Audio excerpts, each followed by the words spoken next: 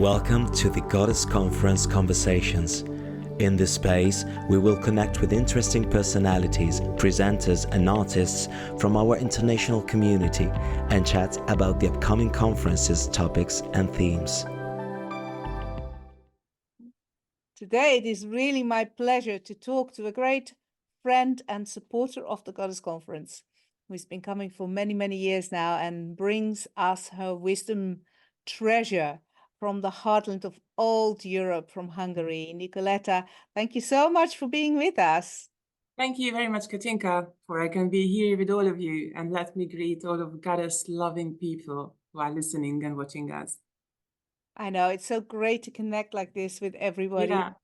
And it's lovely for us to just connect in with our presenters, the presenters who are for the online conference program, and the presenters who are coming to be with us in person, because otherwise we get to briefly hug each other during the conference. It's always so busy. So it's so very special for me to connect with you, because I admire your work so much in what you're bringing for the healing and the empowerment of the people of the goddess, women, of course, but also men that you work with. Perhaps you'd like to tell us a little bit about your work in general and what you will be bringing as offering to the conference this year. Wow, yes. Of course, first I would like to start with the conference, which means a lot to me. That's going to be the 8th year I'm returning as a presenter to you. And that is one of the highlights of my year, really a lifetime experience, I think, for all of us who are participating there. And it's always an interesting part, what I'm going to prepare with, you know.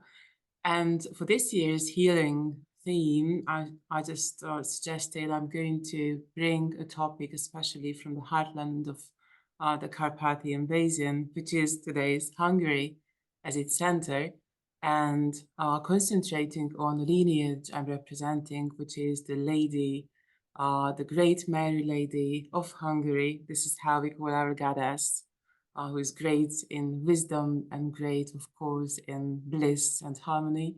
So the great Mary Lady's tradition, especially medicine women, and that is a very important cradle civilization memory, which I'm usually trying to help people to remember, you know, because we are here in the middle center of Europe, and the only country and culture representing, even today, the Proto-Indo-European times.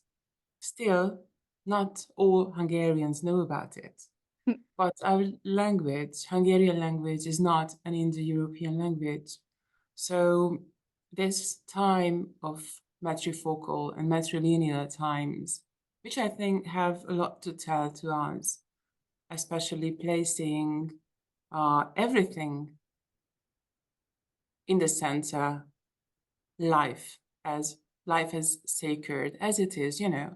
So not the way how we live our lives today, not in this hustling and bustling all around, but what's in the center. And that is the heart, that is the womb, and that is the mother, that is the goddess. So basically this is what all the tradition and lineage of the Hungarians about.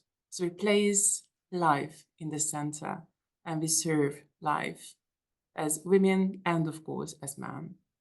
And I love that. I love that ancient connection, which I think is very important for us as priestesses, women who have really chosen that archetypical soul path, that spiritual journey of development as priestesses, that healer journey as the priestess, to remember into these ancient lineages, which we all carry in some form, of course, in our DNA, but for European people in particular to actually start to remember this fascinating ancient European, predating Hellenistic Greek civilizations, which many people sort of think about as if that's the beginning in Europe. And it's like, it's so wonderful what you're bringing. Every year I'm fascinated.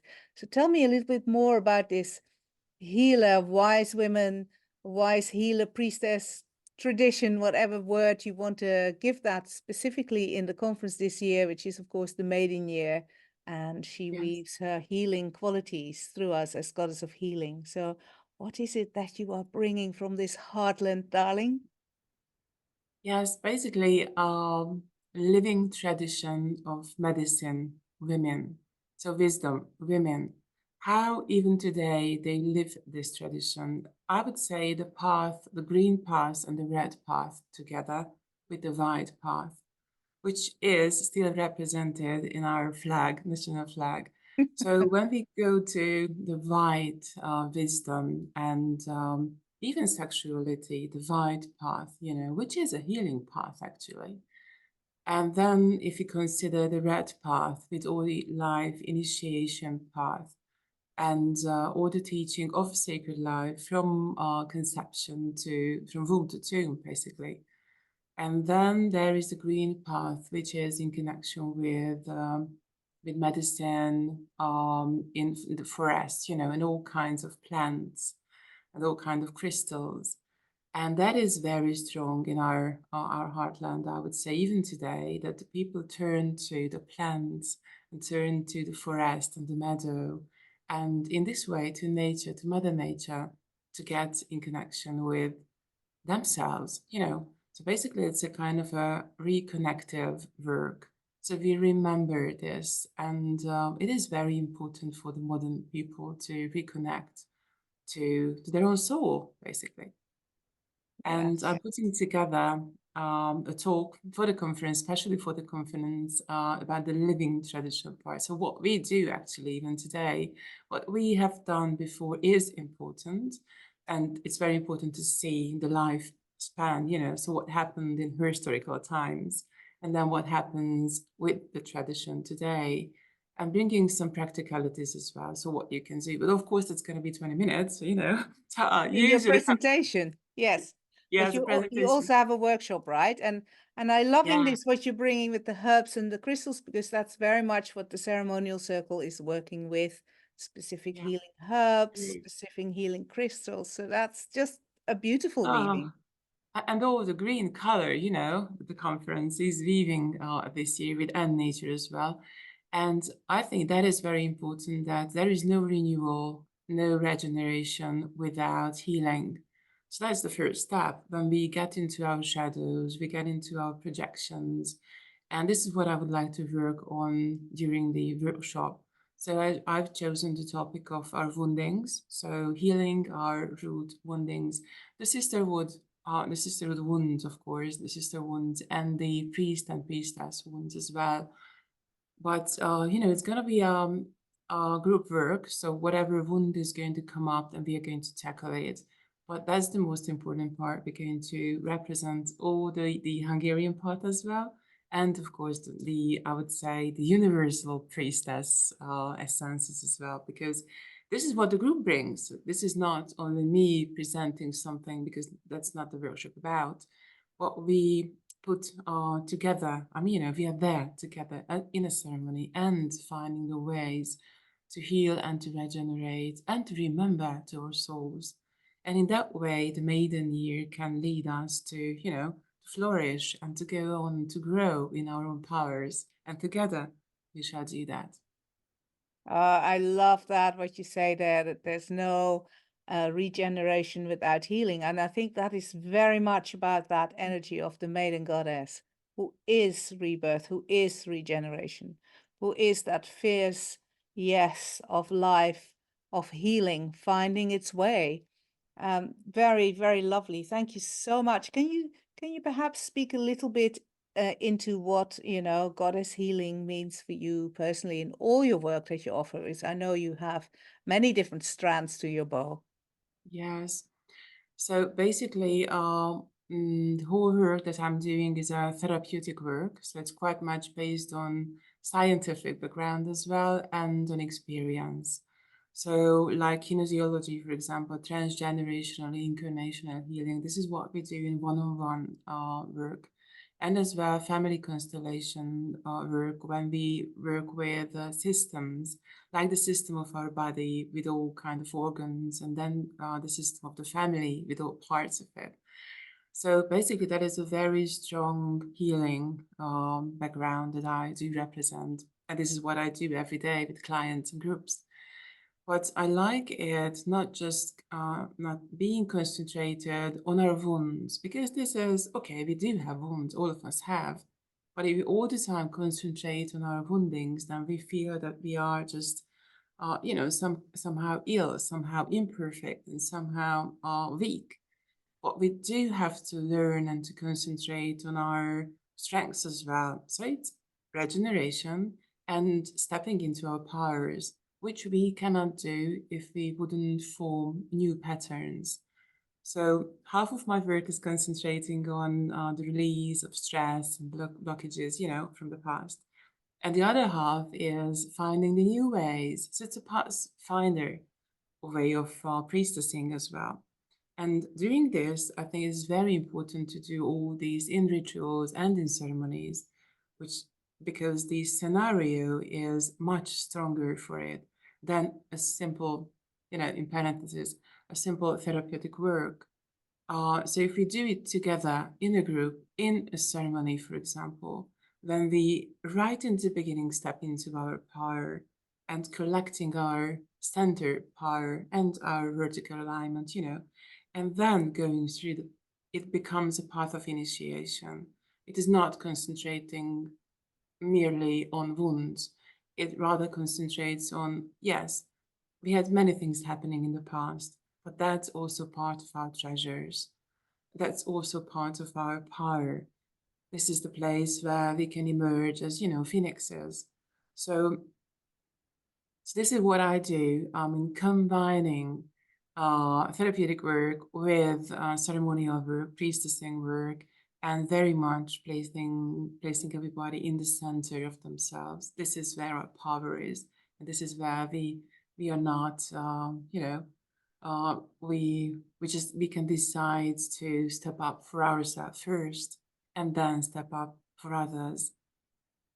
Absolutely. I couldn't agree more. And it's so beautiful to hear you speak so eloquently about this from your wisdom treasures yourself, and how, you know, that integration, so we're not stuck in that story of the wounding that Yeah. rules us, is such an important piece of the healing journey, of the initiation, as you say.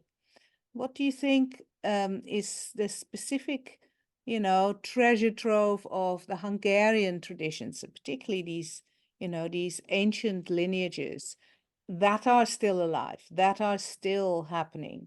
What is the specific healing strands you feel that are coming from Hungary through you to be woven into the fabric of the healing mantle of the conference? Yeah, very good question. Thank you for giving the opportunity to answer it. So basically, the treasure we hold is our medicine, of course, and our medicine is anchored in love. So we think everything is built up of the elements, of course, the four elements, but we have the fifth element in the middle, which we call the element of love. So whatever we do, we are just circling anti-clockwise when we would like to demolish something. And we are circling on the other way around clockwise and building up as the creative cycle of life as it is. So it's very much in the nature of the Hungarians, how we think, how we live our life, and as well how we would like to heal anything.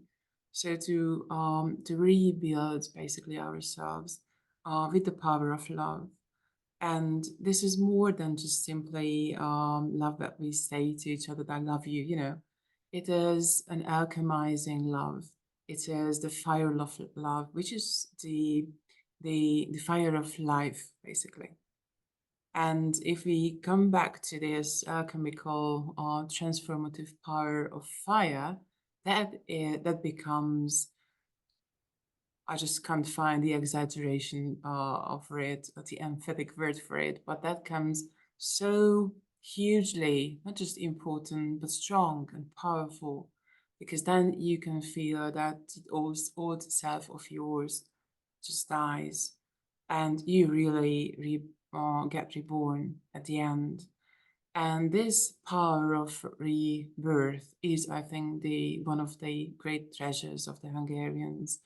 all kinds of negative and very troublesome bloody history we had. Everybody just went all around us, you know, on all kinds of wars. And this power, when we just go back to ourselves and decide to stand up and to regain our powers, and then again decide that we don't let ourselves, you know, and it is not, shouldn't be done in an arrogant way. Of course, some Hungarians do this way, as everybody else around the world. But what is in the core of the culture and in the Proto-Indo-European matrilineal cultures, that is the striving power of life, which is the key, because life wants to live, you know, and always finds the way to heal itself and to find the ways how it can heal others, how it can get continued, how it can grow something. And this is very important because the Hungarians are called by themselves Magyars or Magaris, whereas the first stem of the word stands for Ma, which is, I think, in the majority of the cultures stands for mother cultures. Even the mantra Ma means that. So we consider ourselves by nature and by the ancient cultural roots as the culture and the people of the Great Mother. And it's a nurturing power, a growing power, an empowerment, basically, which is not about hatred, not about jealousy, not about rivalry, and not against life. I mean, you know, it is just simply cannot be anything like that. So this centering, empowering, and regenerative power is there, which is the power of life.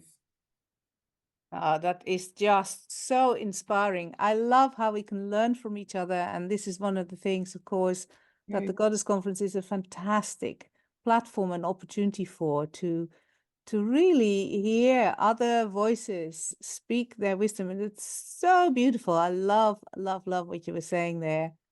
And I really feel that the Maiden Goddess is bringing, you know, amongst all her gifts of healing this year, this piece of non-rivalry, non-competition. What is the antidote, and how do we actually live it in cooperative ways? Not just to model that, but actually really to be that from the inside out. And that piece you're speaking into there of the people of the Great Mother, as in, you know, the great goddess who is life, which is love, that so universal and so part of the great forgetting. I love that that's alive in your land, and thank you so much for, you know, standing as a lineage holder for that and bringing that wisdom through.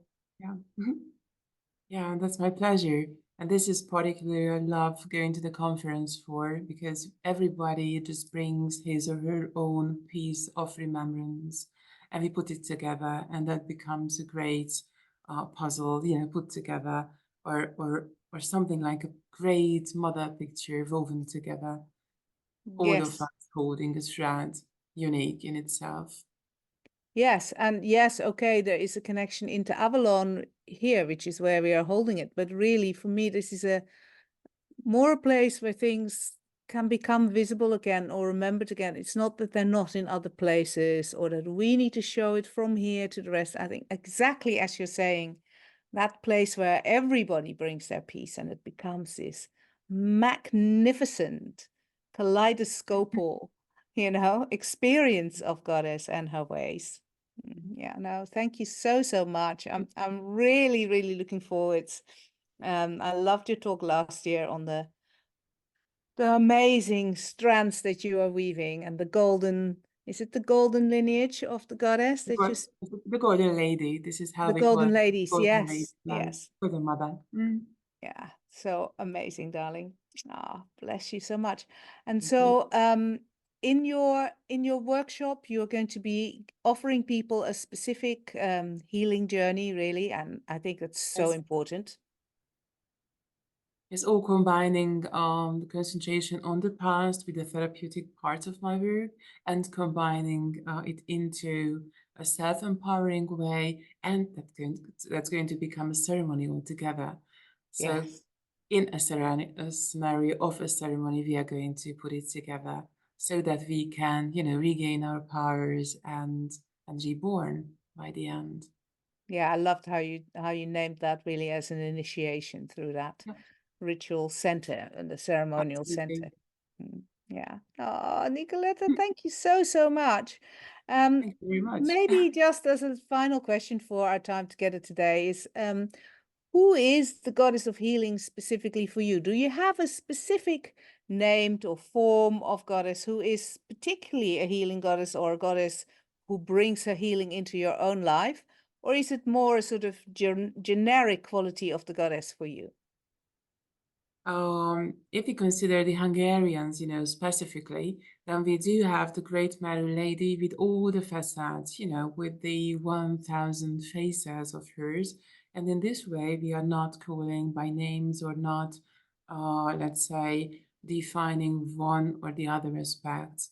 All kinds of life aspects, then we are just turning to her, all combining all the aspects, Well, we do have special names, especially for plants or with ceremonies or rituals during the year ceremonies. When we turn to each faces or each part of this goddess, and then we use the names like the medicine of the goddess or the goddess who holds the powers of the medicine. So what we do, usually not finding different kind of names, like it happens all around the world. Well, all the time, that's the Great Mother, that's the lady. And then we invoke certain kind of aspects of hers and the traditions and the routines and the healing power of her in that aspect. So in this way, I wouldn't say that there is one particular medicinal woman for me. But if we consider it out of the Hungarian scenario, I very much like working with the Hindu and the Tantric and as well the Dakini tradition and the sexual healing powers, which are the most important regenerative power, when we go to sexual healing powers. And in this way, the Taoist pantheon as well, in which case we work with inner alchemy of love and sexuality. And then, of course, the Hindu, the Tantric, and the Taoist pantheon comes in here. Yes. Oh, that's great. And of course, I resonate with that very much myself. Also love what you said about the Hungarian tradition, because for me, this is very much what Marion and I are holding as the vision for the conference that we're working with. The divine feminine goddess, and then we focus on a particular archetype that brings a particular quality, but that still has many different names, to not be in this, not that there's anything wrong with that, just that we want to be in this expansive view of what goddess might mean to us all and how she wants to journey with us. So I love that we're weaving that in different ways in the harmony of our event. That's so beautiful. Thank you for that. Yeah, I think, and the event, the conference itself is a healing power, when everybody just gets there and we are getting healed, really. Absolutely. Nikoletta, it was a pleasure talking with you. Thank you so much for being part of the Goddess of Healing Goddess Conference this year. Thank you. I'm looking forward to meeting all of you. Yes, I can't wait to hug you and to have time together, and for your gifts to be given to all the participants of the conference. Thank you very much that I can give them to you. It's a pleasure. Thank you for your time, darling. This interview was conducted by Katinka Soetens. Join us this year for the 29th Glastonbury Goddess Conference, a joyful gathering of goddess-loving people, a 6 days in-person event in Glastonbury, Avalon, running from Tuesday 30th July to Sunday 4th August 2024, with the fringe events starting from Sunday 28th July. This year the theme is the Goddess of Healing. It's our maiden year, the first year of a new 5-year cycle. International presenters, transformative workshops and experiences, deep ceremonies on the sacred land of Avalon, community, art, fun, and love for Goddess. Let your healing journey begin this year. join us for the Glastonbury Goddess Conference, Goddess of Healing. There are so many options to participate: full conference tickets, weekend tickets, day tickets. Find what suits you best and get your ticket now at goddessconference.com.